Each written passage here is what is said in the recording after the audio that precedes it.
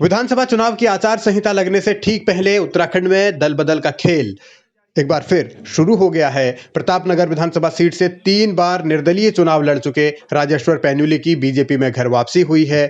उन्होंने 2017 में पार्टी से बगावत की थी, निर्दलीय चुनाव लड़ा था, बाद में उन्होंने कांग्रेस भी ज्वाइन कर ली थी, लेकिन अब चुनाव से पहले वो फिर बीजेपी में आए हैं। और दूसरी तरफ नैनीताल सीट से 2 बार चुनाव लड़ चुके हेम आर्य भी बीजेपी में वापस लौटे हैं। 2012 में उन्होंने बीजेपी के टिकट पर चुनाव लड़ा था हेम आर्य ने, 2017 में निर्दलीय चुनाव लड़े, दोनों बार हार गए थे। एक बार फिर उनकी बीजेपी में वापसी हुई है। लेकिन प्रतापनगर सीट को लेकर तमाम समीकरण क्या बदल रहे हैं? क्या बीजेपी ने गुड्डू पंवार, विजय सिंह पंवार का टिकट काटने का फैसला किया है? क्या राजेश्वर पैन्यूली को टिकट दिया जा रहा है? इस तरीके की अटकलें अब तेज होने लगी हैं, सियासत गर्म है। जो हमारी पार्टी छोड़ करके लगे उनको अपनी भूल का एहसास हुआ, इसलिए आ गए। लेकिन पैनल अब पार्टी बनाने जा रही है, तो क्या दोनों नामों पर विचार किया जाएगा? दावेदारी पेश कर ये जो पैनल बनाने जाएंगे उनके ऊपर डिपेंड करेगा, क्योंकि उन्होंने निश्चित श्रेणी के कार्यकर्ताओं से उनकी राय लेनी है। उनकी क्या रिपोर्ट आएगी तो वो तभी पता लगेगा।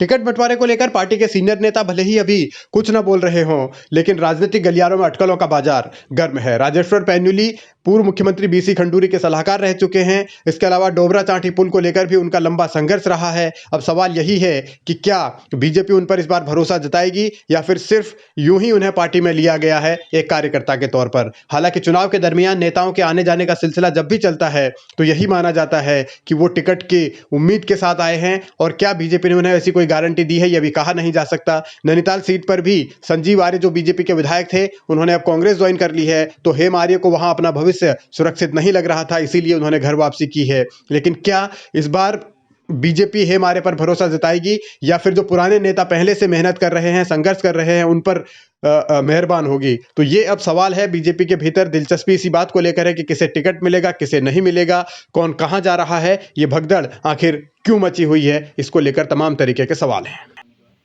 नहीं, कार्यकर्ता के रूप में आए, समीकरण जो पार्टी देखेगी उसके हिसाब से होंगे। आने के कारण समीकरण चेंज होंगे ऐसा कुछ नहीं। विपक्ष के भी नहीं होंगे। अब ये तो विपक्ष देखे अपनी रणनीति, हमारा काम थोड़ी है।